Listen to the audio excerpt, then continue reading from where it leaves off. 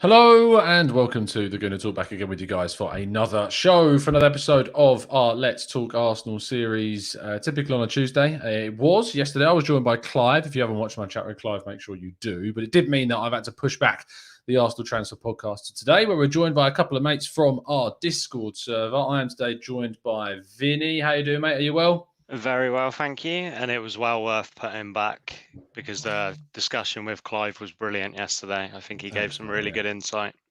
He did. He knows his stuff. Good old Clive. And yeah, we're both up for awards. So if you haven't voted for the Arsenal Vision podcast yet, please make sure you do. And of course, if you haven't voted for us, I don't know where you've been, living under a rock, but please make sure you have voted for us. All the information for that is in the description for today's video, or at least I hope it is. I'm checking that now. It is. So make sure you go and check it. I nearly said your real name. That was really close. How you doing, mate? Are you good? Are you well? Just unmute yourself for me, fella.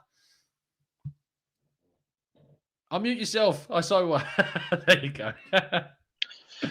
Yeah, you nearly blown my cover, Tom. It's all right. All good, though. It's fine. I have absolute respect for people who come on there and don't want to use their real names. I'm not surprised with how, what's the right word of using this? How dangerous social media can be, and how you do not want people to talk about. I like to be on the periphery of the internet, not in the forefront of the internet. Absolutely. Anyway, we're obviously here to talk a lot about Arsenal's transfer and talk everything, obviously, about, in fact, how we are going to approach the last couple of days / week of the window. And there are links that keep persisting. There only looks like one possible incoming right now. We will mention some, rumours of incomings, but the most likely still appears to be Kieran Trippier. I haven't spoken to Vinny and Aouar about their thoughts on that briefly, so let's touch upon that quick. Aouar, I'll start with you. We'll go in reverse order. Kieran Trippier, you interested? Yeah, I like the player. He's been his age is getting up there in age, but he's the type of person that actually can slot in and help the team right away. So I don't have a problem with him coming in. But the wages, I don't know about the wages. That's not up to me. I'm not an accountant. I'm just a supporter.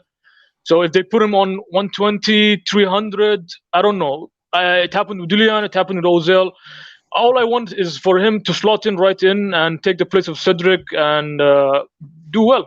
That's all. I agree. Vinny. Definitely interested in him. I think he completely improves that side of the pitch for us. Like, Cedric offered nothing on the weekend. Bellerin, my thoughts on Bellerin. Chambers is good defensively, but he doesn't really add much going forward and don't get up and down the pitch. We bring Trippier in, straight away our set pieces are much better. I think he adds leadership to the defence. Like on the weekend, they were hardly talking to each other when you're looking at them in the crowd, and they need someone with experience in there to add to that. And then getting forward, it'd be class as well, because his crossing's brilliant, and that'd give us a threat from the right hand side of the pitch as well as the left, something we've lacked for a long time. Absolutely. I really am intrigued to see if this is a deal that can be done. He's not started the last two games for Atleti, so you'd hope that there would be interest of him knowing that he's going to get regular minutes at Arsenal. Just very quick before we move on for it, can you differentiate between this deal and the similarities that some people have made to the idea of it being another Willian? Yeah, for sure. Trippier is 31 years old, right? Or is thereabouts, right? Yeah. Yes, 31. So yes, yeah, he's 30 until he turns 31. I remember the golden rule. 30 till he turns 31. Yes, I agree with you. But he's the type of person that he was not at the end of his career. I don't believe he has every physical attribute to compete and even stake a claim to have the number one spot at right back from now till the end of the season. So I don't see any problem with him. I mean, Simeone won a league with him, and he was like one of his main guys, trusted guys at Atleti. So why not bring him at Arsenal? I don't see any decline. He was the starter at the Euros. He's a leader figure. I don't really. He had a stopgap year with Atleti, so he's not really coming from Tottenham. If people want to count that, he's a Tottenham player. He's down the road, and he had a stint at. He had a 2-year stint at Atletico. That rivalry has dissipated by now. So if he can help us right away, he could help us improve massively. And we don't have anybody. We saw the other day what happened with Chelsea at the weekend. The way Cedric was playing, I don't know the 4-year contract. Clive mentioned it yesterday, I think so. How we were able to pay 4-year contract. I think there's a dispute between you and Clive about if it's 4-year or 5-year contract. I don't know. It's 4 years. Anyway, Cedric, yeah, it's a 4-year. So we gave him a contract, but he was not supposed to get the contract because he was not actually helping. Southampton actually got rid of him. If Southampton gets rid of a player, you know that maybe he's not surplus requirements there. So for me, I definitely think that Trippier will help us right away. His leadership role. We need somebody who's actually. We don't just need a player that's above like a Willian, not Tillian, sorry, David Luiz type figure player, an older player that actually has the ability and the leadership to go with it. Like we need that type of a player. And when we let go of David Luiz, we don't really have that type of player. And Aubameyang, you could say, but he's not really scoring the goals nowadays. And he's injured, or he's either had malaria or he had COVID, so we don't really know. He's in and out of the lineup. And Lacazette, same thing. So we need other figures of players that would come that have the actual leadership role to help us. And Trippier fits the profile there. He does. Vinny, I'll just let you have some final thoughts on Trippier side of things and how you do how do you sign a player that is of a certain age without you getting the Willian vibes? But you can't compare every player to Willian. I think a lot of us were shocked with how bad Willian was. But for me, you can't compare every player to Willian. Look at Torres when Chelsea bought Torres and he flopped. You'd never think that one of the best strikers in the league would flop like he did. You can't judge every transfer like that. For me, but the fact that he's used to be a Tottenham player is a good thing. I think Iron Club said in the chat, for me, it's a good thing. They'd be hating that Trippier signs for us and massively improves our team as well. It's better than any right back they've got. I agree with you. I think it's going to be an intriguing end to the window in regards to incomings. We will discuss a couple more before we move on to kind of the crux of the end of the window, which is mainly on the sales, it seems. Yesterday evening, and as reported this on the transfer show this morning, Lyon are willing to allow Houssem Aouar to leave the club on a loan with an obligation to buy. Now, just like Vinny, you said there about you can't compare every player to Willian in that situation. One of the things I've touched upon with this Aouar deal is the reluctance of almost any team to really push ahead with a deal for Aouar. And that's something that's been used against Arsenal in the past for their signings. Aubameyang was one, Lacazette was another, arguably Martin Odegaard as well. Ben White comes up as another one. People say that, well, no one else really bidded for him at that time. So why is there this difference, do you feel, amongst the fan base to use that theory with some players and then for Aouar it's a different story? I think it's difficult. It's just a bias towards certain players, I think. I'm not a fan of Aouar. I think, as Travis said in the group, go get Gumieras instead. Yeah. Because Aouar for me is going to be a player that's good for us when we're playing well, but when we're struggling, I don't see him as a player who's going to pick the club up by its collar and drag it forward. And we've got Odegaard now to play that role. I'd rather strengthen our centre midfield.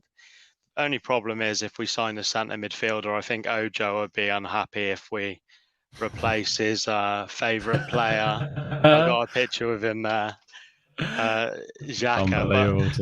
But for me, I think centre mid is the issue that we need to address, and more deeper in centre mid rather than that attacking midfield role now that we've got Odegaard to play that role. And I'd like to see Gumieras come in instead of Aouar.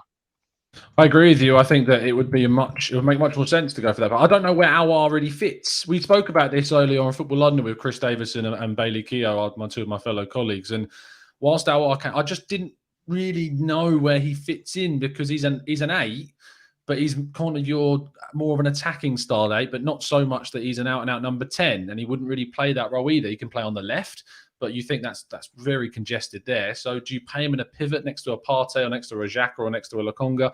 I think that would leave you very exposed defensively. So it's a really difficult play. If you said that we were getting all of our targets and then Aouar was coming in on loan for a season as just a bit of a bonus, I'd be okay with it. I'm fine. I can make my peace with it. But to invest in Aouar, I think is a little bit of a strange move for the club. So what are your thoughts? Do you have a different aspect of it, or are you on me and Vinny's side with this one? Since you guys both taken the Aouar side, I'll go against you guys. Good stuff. So yeah, Aouar, why not take a pounce on him? Take a loan with an not an obligation to buy, just a loan, like a clean loan, and just test him out for the season. Since Juninho is actually mad at him, and Shikri and one other player that I can't remember because of some, I don't know.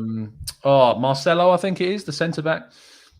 Maybe it's not coming to my mind. But basically Juninho is fed up with him, and he wants to sell them at any cost. Like, he wants to get rid of them. He don't want them to see them in his sight. So basically, why don't we just take him and test him out? We're not going to lose anything. He's a player that's sale value. If he was really sought after, people would have come by now and taken him. I mean, if nobody has come by now to the altar, surely there might be some same concerns that you and Vinny raise, that he might not drag the team forward. But he had a lot of hype before these rumors or these attitude issues have arisen.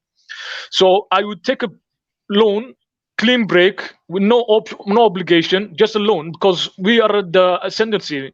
I mean, it's clear, it's playing out in the papers in the Liga that Juninho wants out with him. He doesn't really want him in. So why not just take him and see, and put him in the substitute, let him rot in the substitute, we don't care, or give him some 65 odd minutes, see what he can do. Why not? I don't see the problem.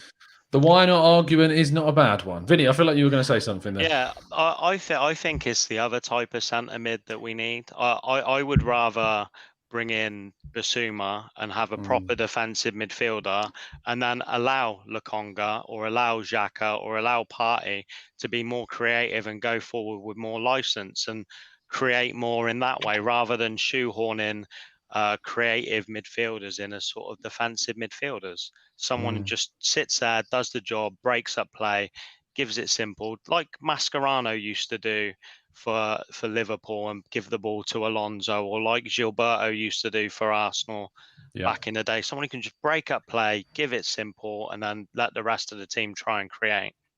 Absolutely. Absolutely. Yeah. Go on, I was thinking, I was just thinking, sorry there. Yeah, I was not thinking like maybe he was like, maybe what's his name? Aouar would be the only player. I was just putting a counter argument, but the real players that it's funny actually that Arsenal went to the two clubs that the Arsenal fans wanted players from, but they didn't get the players that the Arsenal fans wanted. They went to Sheffield United. Go on. Yeah, they went to Sheffield United. Instead of getting Sander Berg, they got Ramsdale, and they went to Brighton. Instead of getting Bissouma, they got Ben White. So that's funny how things work out. I would actually prefer those two players. Yeah. Instead of going to Real Madrid and getting Rodrigo, we got Martin Odegaard instead. No, I see your point. It is a funny one and very Arsenal indeed. Let's go to but you mentioned Bissouma, and I did want to talk briefly about Bissouma and specifically that centre midfield area. Vinny, you touched upon it. If we don't get in the centre mid, when we haven't, like Lokonga is looking at, I think, surprisingly better than we all thought he was going to be at the start of the season. I don't think anyone could say he was going to come in and take our hearts like he quite has done. We've kept Granit Xhaka. To me, that's still not enough, and it was an opportunity this window to improve that position. From like a critical perspective of Edu as a technical director and the direction that he's gone in, is this window, Vinny, a failure just based on missing out on one position? No, I don't think so. I think it's a really interesting window. I think all of the players we brought in, you can't really argue they're quality players. They're young players, and we're building with a vision in mind. We're building for the future. All of the players are under 23, but they're brought in to play the system that he wants to play. He's brought in Ramsdale so he can play out the back. White's come in so he can play out the back, and then Lokonga's a player who come and gets the ball off of the centre of the fence, something that we've struggled to do in the past. So there's obviously an identity there and a vision that we're looking to build. I do think centre mid for me, or right back, we do need to buy another player at least in them positions, and centre mid does worry me. We've got less games to play, but essentially it's the same centre mid as last year. You've got Partey who's injured, which is the same as last year. You've got Xhaka playing, and then you've got Lokonga, who's essentially replacing Ceballos, and he looks an absolute baller, to be fair. But the pressure shouldn't be just on him to play. And when we get to January, what do we do when Partey goes off and you've just got Xhaka and you've got Lokonga there? There's not enough depth in that team, and the players underneath that, El Nene's nowhere near good enough, and I don't think Aziz is ready yet. No, I don't think Aziz is ready yet either. I think it's important we gradually get him into the team. Like, obviously, if you're watching this after the West Brom game, you'll know. But I feel like Aziz should be playing in tonight's game, because if he's not going to go out on loan, when on earth is he ever going to get any more senior experience? So this is a perfect opportunity to do that, I hope. And the fact that Partey is injured, we've only got Granit Xhaka, Lokonga and El Neni. It's a chance to rest Xhaka or Lokonga ahead of Man City and to give Aziz an opportunity. Finally, I saw on possible incomings before the end of the window. What's your, not what you'd like, but your expectation of what you think the club will do before the close of the summer window? They'll probably maybe get a right back to serviceable right back that will actually improve the quality. Maybe Trippier, maybe who knows, maybe somebody else. I would like, if it's possible, to give my recommendation or something. Or recommendation. Emerson, Emerson Royal, or if you backup striker, if we sell either of Aubameyang or Laka. There's this striker I like that reminds me of Giroud 2.0. His name is Arjuke Ludovic. He's from Strasbourg. Oh, interesting. I think I know who you're talking about. He's quite old, isn't he? He's 28. He's entering the prime of his career, and he gives us something else, something physical. We never have. What's the point of Tierney crossing the balls if there's nobody gonna go at the end of it, you know? And his form is kind of good, you know. He's not too shabby, that guy. Ludovic Ajorc is 27 years of age. He's rated on Transfermarkt at 10.8 million, and he's already got a goal this season in 3 matches. Just checking on his stats from last season, where he scored 16 goals in 31 Liga games. In terms of height, is 1.97 meters in feet, which is 6'4.5". So he's very tall. So that would fit. Yeah, he's tall, he's agile, he's quick. I like that type of. And Sanderberg, if I can get Sanderberg, somebody. Since the Vieira years, we didn't have somebody that's physical, tall, dominant ball player, midfielder. We never had that. Yeah. And there was a point that we were about to get in Zonzi, and we missed out on him. I don't know. So that's my recommendation. My kind of feeling about the striking situation is I feel like this is the last year of Aubameyang and Lacazette. I feel like Aubameyang won't go to the final year of his deal. I feel like there may be something that happens in the summer of 2022. Lacazette, I don't think is going to renew. I think it will just gradually wind down and he'll leave on a free, which opens up 2 striker slots. I think one of those striker slots needs to be for the marquee signing of 2022. That's for me. And then we need to go for the plan B as the backup. And I feel like it's a good opportunity next summer to bring that player in. You've then got Bellerin as kind of a young option that's in and around that. Say if you didn't want to come off the bench of a plan B type and you wanted to either, go like for like with the marquee style of signing, you've got him there. You've got Martinelli as well that can play backup. I think there's lots of opportunities for us in the summer of 2022 to address the striking position, but it's not a priority for me in this specific window. I know exactly who would be my marquee pick, but that's coming out in an article a little bit later on tonight or tomorrow, so I'm going to keep that one close to my chest. Let's introduce you our third guest of the evening. It's our regular, Tom O. How you doing, mate? Are you well? Are you good? Yeah, good, mate. Good to see you guys. All very well. Joining us from work, are you? I am. You look like you're working in the Apple store. I'm going to be very honest. I've hit my targets on AirPods for the day, so yeah. There you go. Fantastic. Sales specialist. And speaking of being a specialist in sales, which Arsenal don't seem to be this window, let's talk about those possible outgoings before the end of the window. Now, the most likely at the moment looks to be Lucas Torreira, who has arrived, of course, in Florence, closely followed by Eddie Nketiah, looks like a likely departure, and Sead Kolasinac, too, going off with a move to Turkey. There are then some other players like Bellerin, Ainsley Maitland-Niles, etc., who could still leave before the end of the window. Tom, we'll start with you. What are your kind of thoughts and feelings around how Arsenal have dealt with possible sales? And is it surprising to you that most of them are happening at the end of the window? I think it's, you're damned if you do, damned if you don't, to be honest, with Edu. I mean, what's happened to him with his family has obviously been awful, but I guess it comes with the territory. I think because the kind of punctuated summer with the Euros, stop-start, Copa America and everything. Then, some players had a week before the season started. The Olympics. I think it was always going to be a difficult summer to get players out. I don't think we've done badly. I think always, our club always looks worse because we tend to focus on Arsenal than other clubs, but. It was interesting in the pre-season when we played Chelsea, and just to see how many players they had, which guys that they've been on their books for years and got zero chance of making their first team. So I do think because of the pandemic, because Europe basically has no money, it's going to be an issue for a lot of these guys to move on. So I don't know if we've outperformed the market. I don't think we have. Have we done worse than everyone else? Probably not. So we're probably just mid-table, like I wish our league position was right now. Yeah, we wish for mid-table. We wish. Oh, dearie me. Let's go with, let's go in reverse order and let's talk about some specifics. Lucas Torreira leaving. Is that for you? Are you disappointed with how that's gone down, or is it kind of now, he's gone, he was never going to stay, and we're just kind of relieved to get something for him? Yeah. He was supposed to be our Kante, but sadly things didn't work out with Emery. He was our fox in the hole, or I don't know what he wanted to do with him. That's when things went downhill from there. I don't know. Maybe we didn't manage him properly. Maybe Arsenal's management or the sporting director didn't manage him properly. So from then on, he went to loan. I think so. It's all good.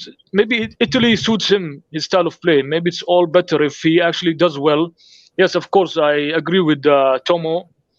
Our thoughts and prayers goes to him. It's a sad situation when you lose a family member. You never want to go through that.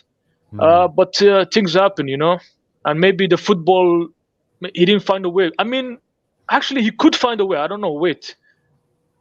If El-Nin is here, surely he could be better than El-Nin, Yeah, he should be. You're right, but he just doesn't. Arteta doesn't seem to want to utilize him, and this that's what I'm like. What? Like, it's a good point to discuss because we've seen it with Saliba and the situation that's gone down with him, and we know that he should have been given maybe more opportunities, and they definitely should have sorted out the loan situation during the 2020-21 window a lot sooner because of what happened. He doesn't seem to fancy some players. Guendouzi, of course, we know with the stuff that went on behind the scenes. Vinny, I'll throw this to you. Do you think that Arteta's personal opinion, and when I say personal, I mean something that maybe detaches from their actual footballing ability, genuinely affects whether or not he wants to include them in the team? Yeah, well, I think it's really interesting. You look at Torreira, who we talked about a second ago. For me, Torreira wasn't given a fair shake of the stick. He was quality under Emery when he was playing in his right position and playing in defensive midfield. He broke up the ball really well. He was tenacious. He looked really good. And then as soon as Arteta come in, he just dropped him because he didn't fancy him. And I think that was the wrong thing to do. He's a quality player and he hasn't been given a chance. And I think it's really interesting with Saliba. I think if you're going to go 4-4-2, maybe it's correct that he did go on loan. If Gabriel's going to play pretty much all of the season, you got to think he's going to be back in a couple of games, and it may be that Gabriel and White plays every game. But for me, we should have kept him and should have gave him a chance as well. Guendouzi's an idiot. to put it nicely. and I understand him getting rid of Guendouzi because his attitude's completely wrong. But I do think there's. But he has passion. You forgot he's got passion. Passion is the key word. But he's got passion, Vinny. Go on, answer that. He's got passion. He's a headless chicken. He just for me, like, he had a lot of energy when he used to play in midfield, but he was so easy to bypass because he just used to sprint at players and they just passed it round him, and it just made it easy for teams to walk through our midfield. But I do think there's an element of Arteta's ego getting in the way of some of the decisions he's making, because Torreira should have been given a fair shake in the team, and I think Saliba should have maybe been given a chance this year. But if we are going to play 4-4-2, then hopefully Murray's not going to be playing for much longer, and it is going to be Gabriel and White going forward. The only thing I can really put behind a lot of the people that say Guendouzi should start for Arsenal and does start for Arsenal over Partey or over Xhaka or over Lokonga is simply because he doesn't like Arteta. He shares that point in common with people that necessarily don't want Arteta to stay. I just can't get my head around the opinion that Guendouzi gets into this team right now. It's considering, as you say there, how easy he was to play around. He's got technical ability and he's on the ball where he can take players on and he can dribble, but I don't know what he does. I just don't know. The most value he could add to this club is chopping his hair off and making a wig for me and Tomo. I don't think he adds much playing him on the team. He's sort of like the opposite to Al Nani. Al Nani just runs sideways and Guendouzi just runs back and forth and is easy to bypass as well. So we need to fuse them together, is what you're saying. Yeah, the most dynamic player. Just think of the hair in circles. just think of the hair. Yeah, the hair. His hair. We've had a history of getting players with huge hair. Louise and Willian come into mind as well. Tom, let's talk about some specifics as well. Hector Bellerin's future seems very much unresolved at this moment in time. He's said that he wants to go. He's told the club he wants to leave. The club are trying to explore options to move him out, but there's no one really that interested in bringing him in, especially not on a permanent deal. Do you see this getting resolved before the 31st of August? I think it has to. But will it, Tom? Yeah. I mean, sorry. What should happen and what Arsenal end up doing? Yes, these two things are never the same. Yeah, I think it will get done. He can't stay. I mean, what's the point at this? I think it's so. How many years are left on his contract? Is it 2? 2? I think 2. My instinct tells me 2. I will check while you're talking. So I think he would have to go out on loan at the very worst just to play football, because to increase it, I think right now no one's really seen him play for a season. No one really knows what he's about. But I think he's going to have to drop down his level. I mean, maybe a bottom half Spanish club, But I don't even think he'll be against that, to be honest. I think right now it's probably the issue is his wages. I don't think he's one of our biggest earners, but he's still a big earner. And he'll probably be the largest earner at any club in Spain outside the top 4 or 5, right, that he would go to. So that's probably, I reckon, the biggest sticking point with him. So I think it's going to be a Willian and a Ozil kind of deal. I would need to subsidise his wages just to get him off from playing, because, I mean, I think that's where we kind of have some criticism of the club. When you have guys that you don't fancy, fine. But if you don't play them and you don't loan them out and get them playing matches, then their value just goes down and down. So you have to get them out, right? I mean, for the sake of the club and for the player. Absolutely. Edward in the chat, thank you so much for the donation, says, we keep hearing the phrase, trust the process. You don't really hear that on this channel as much anymore, I tell you. Now, Lokonga was never on anyone's list of players to bring in. Shouldn't we give Arteta some credit? Do you think, Vinny, do you think this window's worthy of credit at all? We gotta wait and see. You need some patience, because we bought in players and none of them have really played yet. White's had 1 game and everyone slated him straight away. If you was to judge a player on 1 game, didn't Ruben Diaz slip over against or mess up against Spurs? You can't judge a player on 1 game. Lokonga's looked brilliant so far. He looks our best player at the moment in a tactically clueless side on the weekend. Tavares looks all right as a player, and he was really cheap. We got to give these players a chance. Everyone slags off Leno, but we haven't given Ramsdale a chance yet to see what he can do in goal. These signings might be the right signings. We're buying for the future. We have to wait and see how these players bed in and then judge them. Absolutely. So do you think it's going to be a case of £130 million so far spent just because we needed to, in the sense of we needed to add a backup keeper, we needed to add a backup left back, we needed to add depth in the midfield, we had to improve the centre back area to improve on what we already had? They want to go around this homegrown route, and so therefore homegrown players are more expensive. Is it a case of they spent this money not because it's like a huge investment and like that shows Arsenal's intent, but that's the amount of money we spent because we had to? Yeah, I agree with you.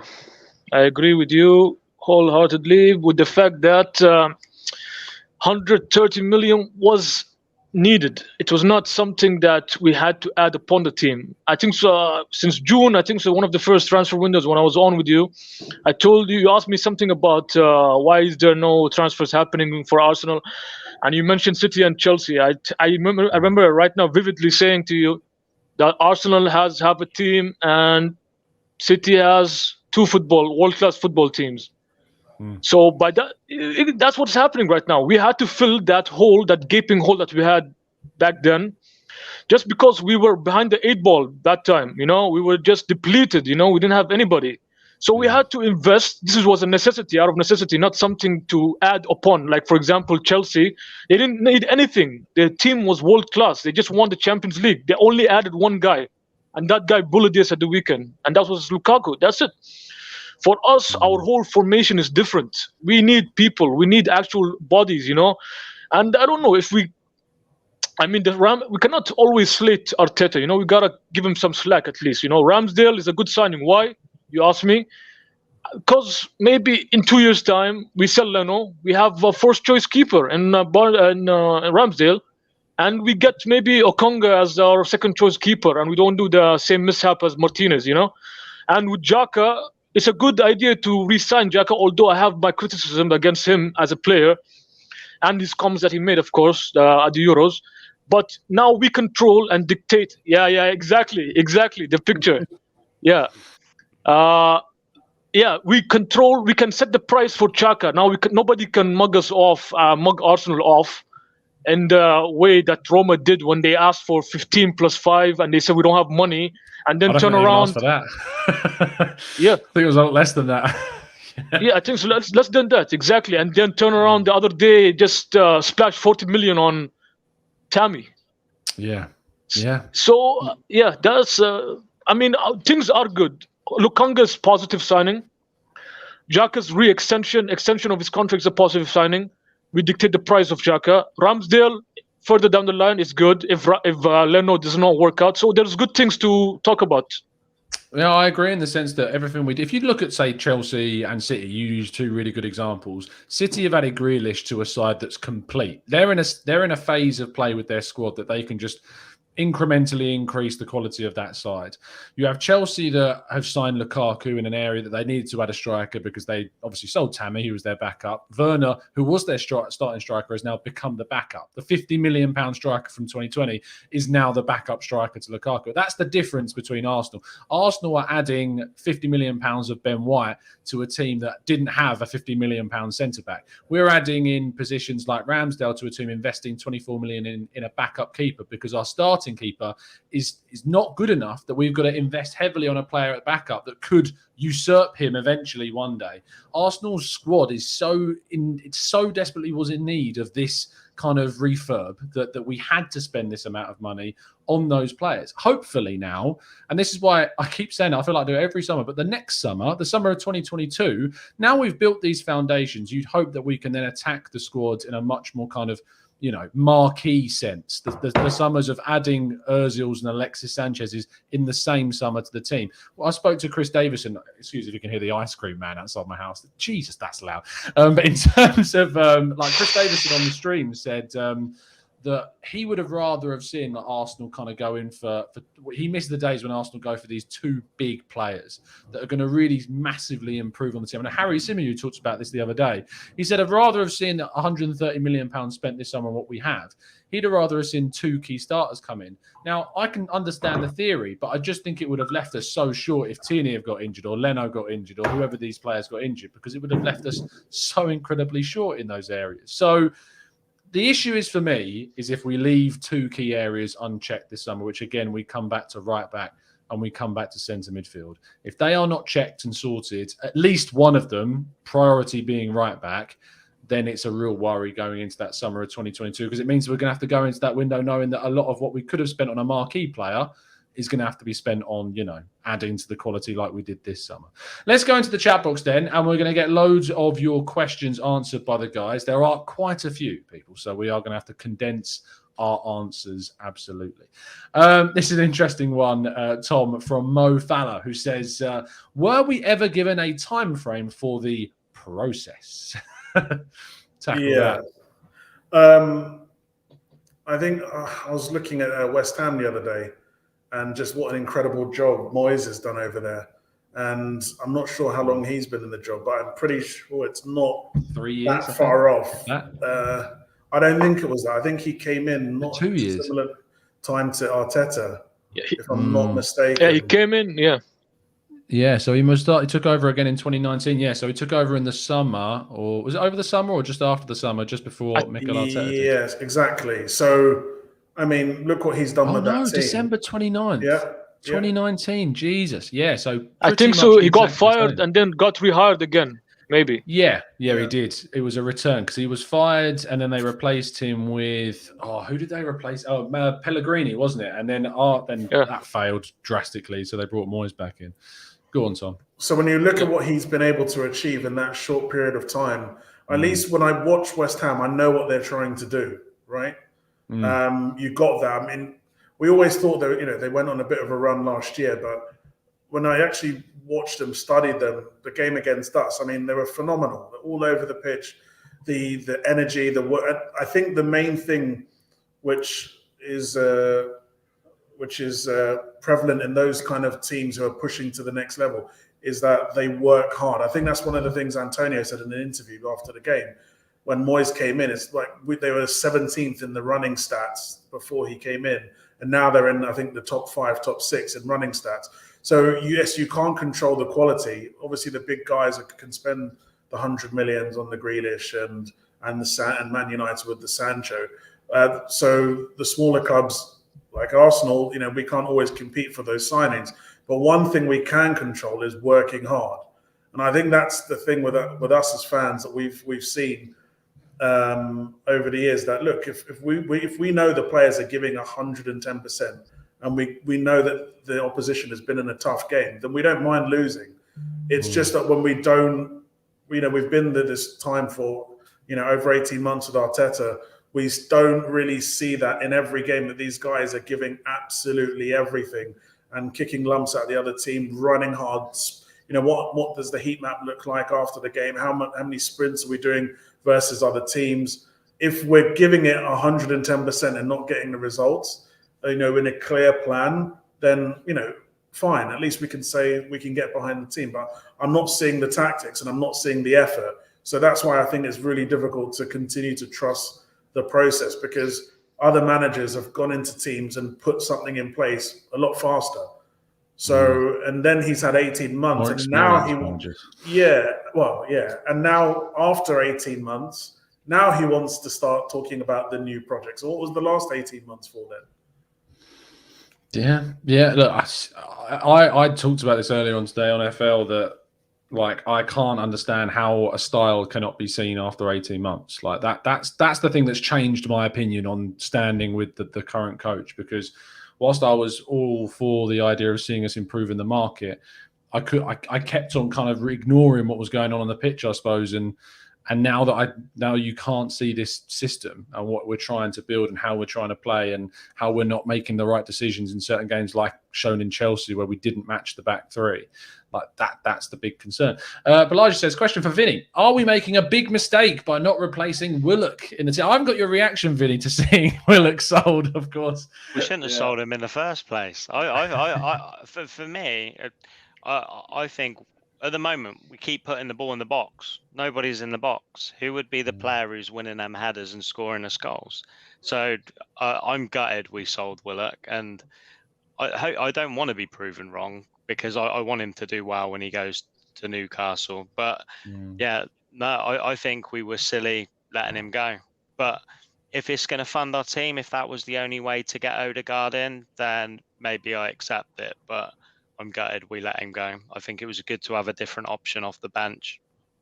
I agree. I agree that it would have been a good option off the bench. What I kind of skew the other way is that £25 million is a lot of money for a player that's had a very good 6 months and a lot of Premier League chances at Arsenal and didn't necessarily take. I don't necessarily know if he'd fit or be played in the right way by Arteta, which also kind of, skewed it. So whilst I think he's got a lot of potential, I'm not sure he would have been utilised at Arsenal in the right way like you hope he would have been, Vinny. But do you think another coach would have kept him? Maybe, but it's a what ifs, isn't it? Like, it's the same with Saliba. Like, if Saliba comes back under a new coach, would he stay? Would have Guendouzi stayed and flourished? Would have we not signed certain players like Willian or Runnison or whatever? It's tricky, but it's done. You talked about West Ham before. Look at what a difference Souček makes, having that threat in the box coming forward from midfield, who can score a header.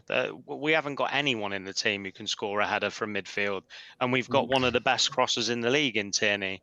So. Yeah, it makes so much sense and yet so little. And you look at Arsenal.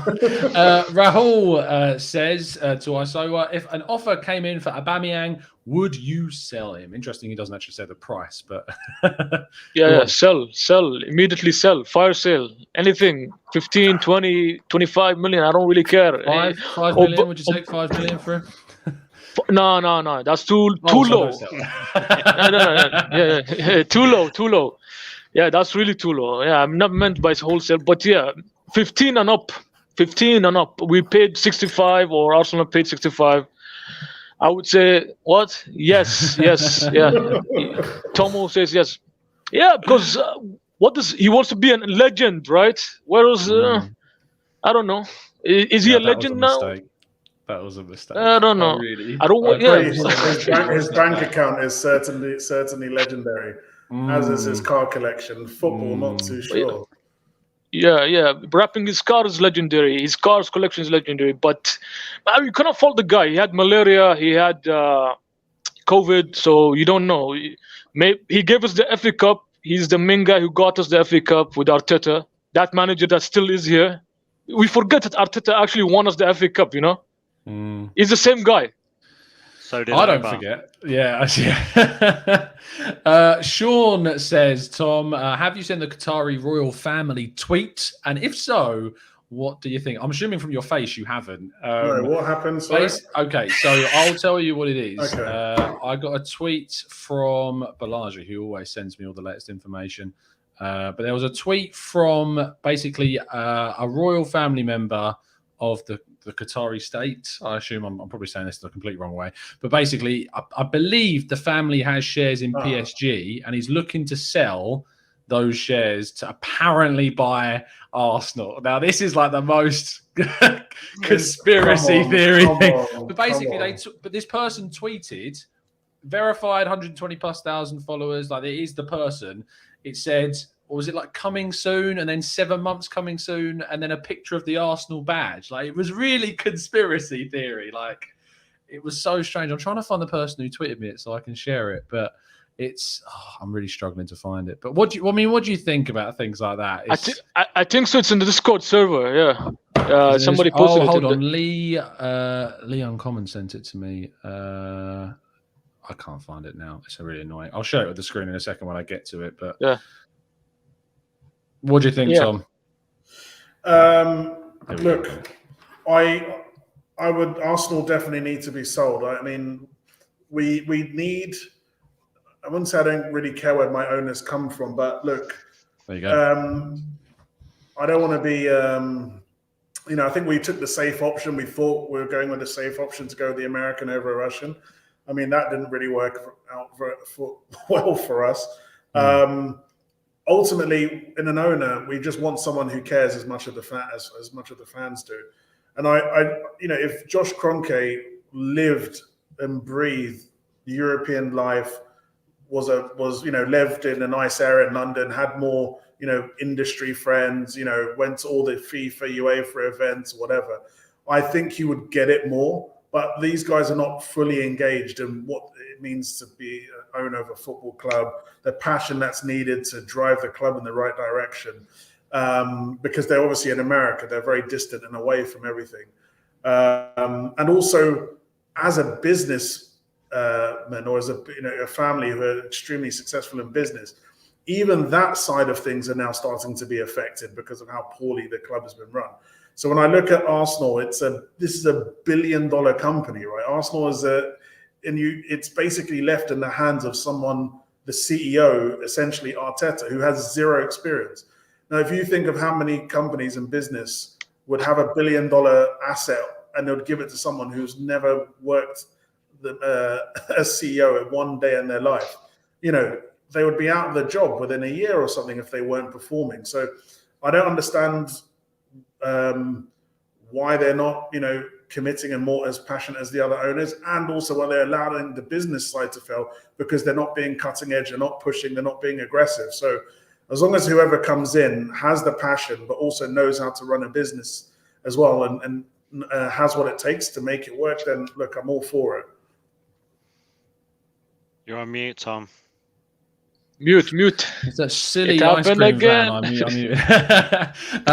That Qatari royal was tweeted out recently. Balaji, thank you for sending me the tweet. It says it's a picture of Mbappe and Bale, and he's tweeted saying, "If you agree to the specified price, contact us or complete the season with the golfer."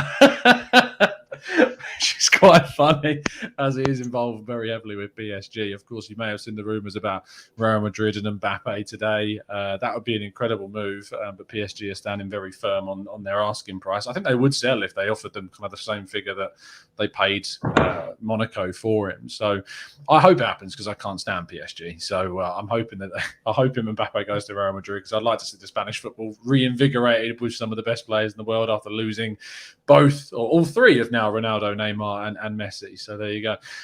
Let's go for a couple more questions before we wrap up. Matt Gordon says, Vinny, is Trippier the right homegrown right-back option? My move would be going for Matty Cash. Good size, good attacking and defensive abilities, younger than Trippier and will probably be the same ballpark cost. I think he would cost quite a bit more, actually, but go on, Vinny. I'd be happy with either. I'd prefer Trippier, though. I think Trippier is just a better player. And we need someone with a bit of age and a bit of experience at the moment in a team that severely lacks it. I agree. Super chat from Sasha. Thank you very much. Says, has there been a shift in transfer philosophy? Seems we're not shy to pay transfer fees, but want to avoid fat contracts. Is it due to our loan terms? What do you think of that, Isoa? Do you think you've noticed a shift in the transfer philosophy? Yeah, it's more competent, let's say. There's no 70 million being splashed around for one player. There seems to be a correct direction being, level-headed direction. I don't know if it's whether from it's Arteta and Udo tandem, or it's from Garlic. Garlic coming in, yeah. Yeah, Garlic. Maybe, but I definitely see what he's saying. What's his name? Yeah, Sasha. Yeah. I understand what he's trying to go for. Yeah. There is a more competent style of way of dealing with the transfers.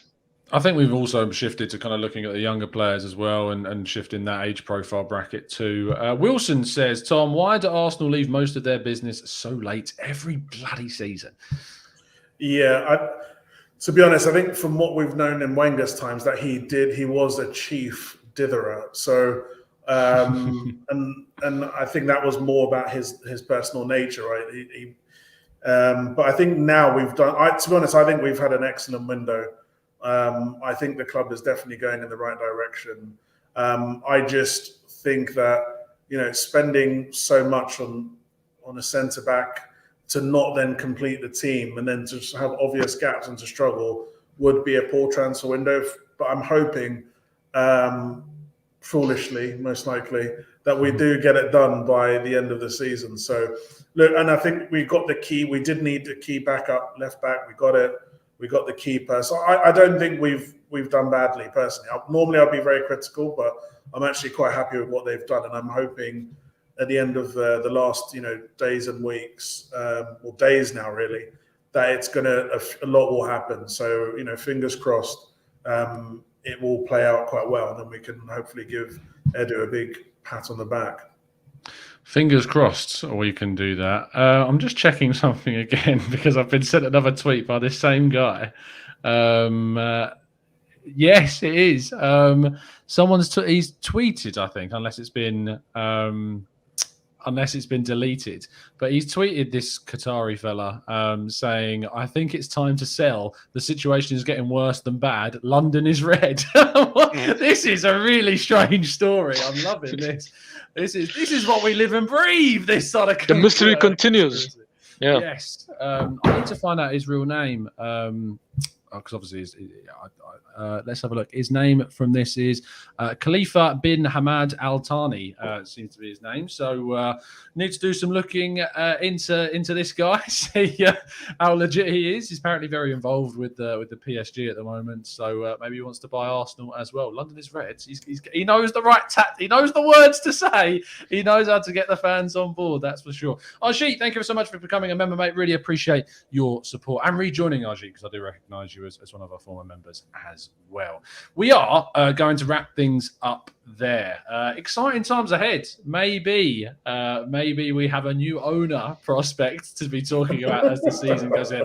I was thinking that I'll be a bit stumped for 8 a.m. content, but now we're going to have an ownership update after the transfer window ends every day at 8 a.m. just letting you know what's going down.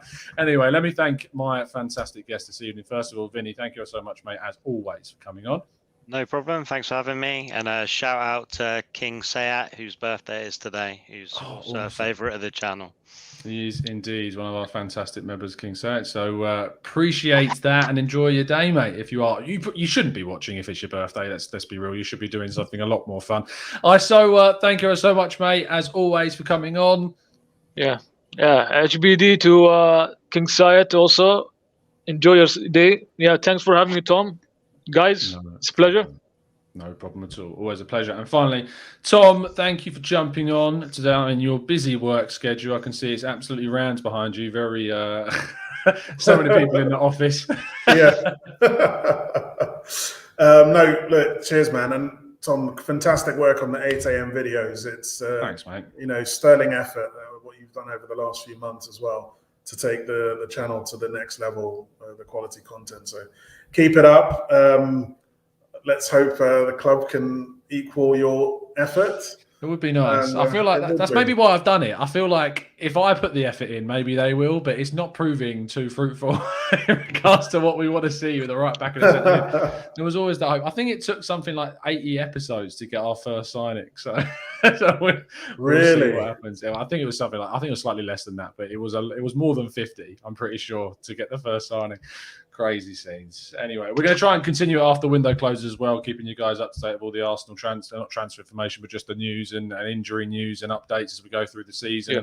And now a Qatari royal family member trying to buy the club, competing with Daniel Ek. We'll get like a thumbnail with them going head to head, quite literally. So I'm looking forward to covering that and seeing how it goes forward. Anyway, thank you for tuning in, guys. If you have enjoyed it, please do drop a like on the video. Please subscribe to the channel if you're new around here and join up as a member too, if you'd like to help support the channel. And please do go and vote for us. Vinny's been pestering me to make a pinned comment, and I actually managed it today. I managed to do it. So you should see it if you're live in the chat at the top of there. If you're not watching live, you can, of course, go into the video description, or just go, if you have Twitter, to www.votefortgt.com. Massive thanks to Mike from the Gooners pod for setting that up for me, because I had absolutely no idea how to do that. But yeah, massive thanks to him, and thank you to you guys. We'll see you again very, very soon. And as always, up the Arsenal.